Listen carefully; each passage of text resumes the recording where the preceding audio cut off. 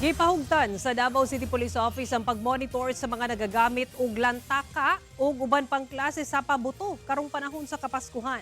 Sumala ni Police Captain Hazel Caballero Tuazon ang tigpamaba sa Davao City Police Office sa impormasyong nakuha sa GMA Superradyo Davao. Ilang ginamonitor ang mga nagagamit og lantaka ilabi na sa mga bukiron ug lagyong barangay sa syudad. Gipay mangnuan sab ang mga ginikanan nga maoy mangunay sa pagguba kung dunay lantaka ang ilang mga anak aron malikayang makadisgrasya sa ubang tao. Samtang nagpasidaan ang Davao City LGU ngadto sa mga residente ug sa mga mobisita sa syudad nga hugtanong ginapatuman ang Firecracker Ban Ordinance. Din ginadili ang paggamit og pabuto ug pyrotechnic aron malikayan ang mga firecracker-related injuries.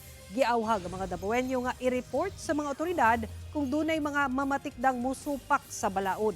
Ang mapamatud-ang sad-an, pamultahon ug hangtod sa 5,000 pesos o pagkapriso ug 6 ka bulan. Gipatuman ang Firecracker Ban Ordinance sa Davao City sukad tuig 2002.